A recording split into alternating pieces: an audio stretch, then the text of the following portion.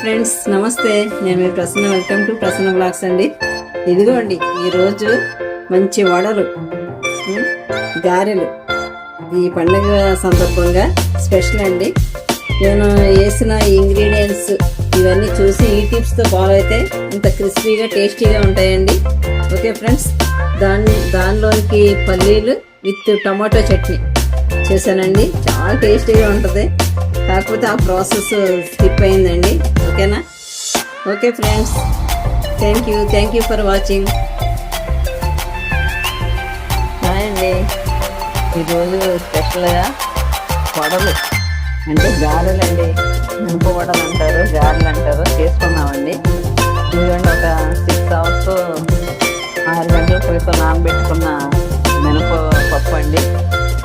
దీనికి గారెలకి పొట్టు మినపప్పు చాలా బాగుంటుందండి. ఇది నానబెట్టా. ఈ ప్రాసెస్ అంతా చూపిస్తానండి.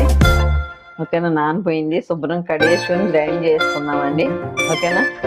చాలా టేస్టీగా ఉంటాయండి. చక్కగా క్రిస్పీగా చాలా టేస్టీగా వస్తాయి గారెలు. ఎట్లా చేయాలో ఈరోజు అంతా ఈ ప్రాసెస్ చూపిస్తాను. ఓకే, ఇదిగోండి శుభ్రంగా పొట్టు మినపప్పు కడిగేసుకున్నాం గారెల కోసం. ఇప్పుడు గ్రైండర్లో వేసేద్దామండి.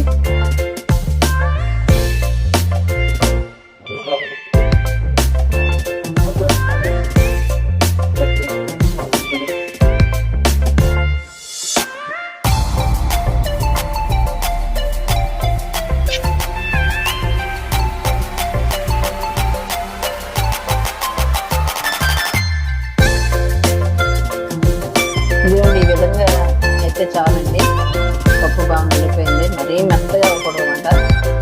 ఇట్లా కొంచెం బరకబరకుంటే మనకి క్రిస్పీగా వస్తాయండి వాటిలో. ఓకేనా? తీసేద్దాం.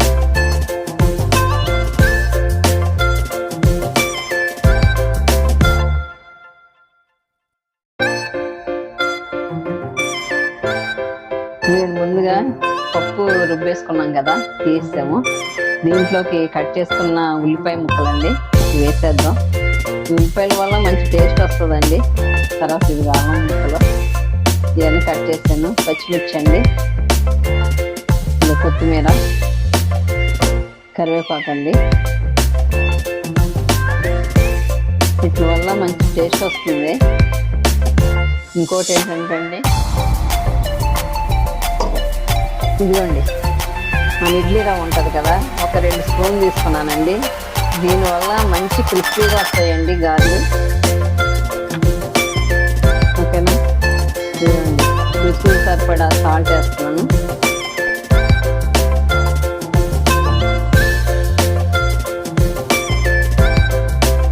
ఇవన్నీ ఇప్పుడు కలిపేద్దామండి. ఈ ఇడ్లీ రవ్వ వల్ల మంచి క్రిస్పీగా ఉంటాయి, చాలా టేస్టీగా ఉంటాయండి. ఎన్ని ఉన్నా కానీ ఎన్ని గారెలైనా తినేయగలం అన్నమాట. దీనివల్ల ఆయిల్ పీల్చదు, గట్టిగా కూడా ఉండవండి. చాలా గుల్లగా క్రిస్పీగా వస్తాయి. ఒకసారి ఇట్లా ట్రై చేయండి ఫ్రెండ్స్.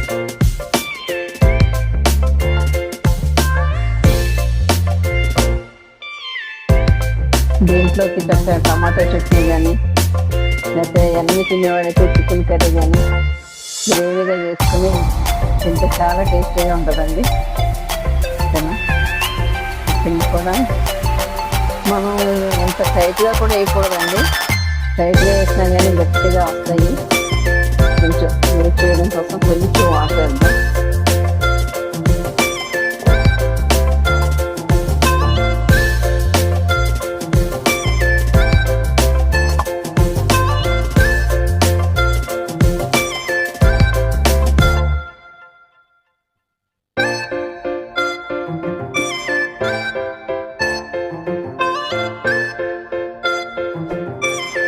ఎవరైనా కొత్త వాళ్ళు ఇప్పుడే కనుక నా ఛానల్ చూస్తే తప్పకుండా లైక్ చేయండి ఫ్రెండ్స్, షేర్ చేయండి, సబ్స్క్రైబ్ చేయండి. మరిన్ని రెసిపీల కోసం నన్ను సపోర్ట్ చేయండి ఫ్రెండ్స్. ఓకే, ఇట్లా ఉండాలండి. మరి టైట్ అయినా కానీ అసలు గారెలు గట్టిగా వస్తాయి.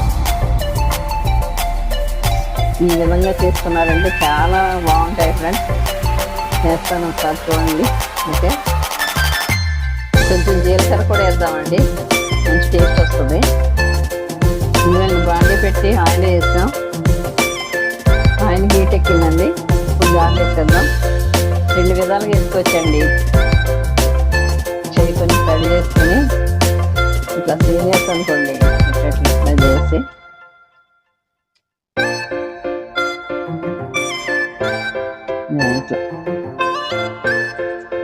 ఇట్లా వేసేవచ్చు. ఇంకో ప్రాసెస్ ఏంటంటే, ఇది ఆయిల్ కవర్ ఉంటుంది కదండి, దాన్ని కొంచెం కట్ చేసి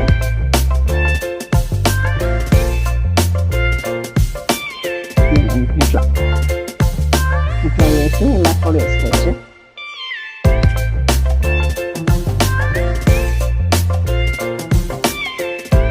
మీరు 2 విధాలుగా వేసుకోవచ్చండి. బాగా ఓకేనా, మనకి ఎట్లా వస్తే అలా, ఎలా వీలైతే అలా వేసుకోవచ్చు. చూడండి ఏం పచ్చ పైకి వెళ్ళిపోతుంది.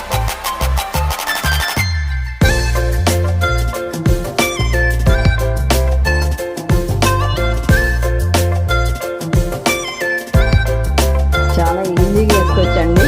ఎంత తెలియనోడైనా, కొత్తగా వంట నేర్చుకునేవాడైనా సరే ఓకేనా, ఈ విధంగా చేసుకోండి.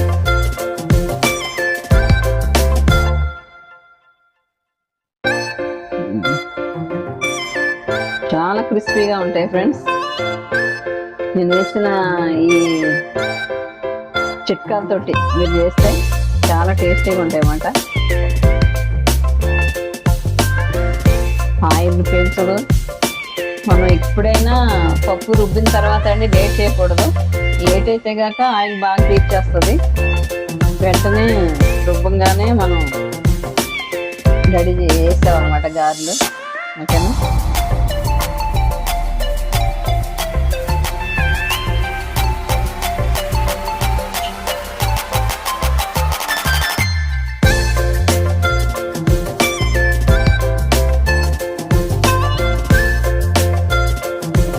మేము యావరేజ్లో పెట్టుకోవాలండి. మరీ హై పెట్టకూడదు, అని సిమ్లో పెట్టకూడదు. యావరేజ్లో పెడితే చక్కగా నీట్గా లోపల కూడా మంచిగా అయిపోతాయి అన్నమాట.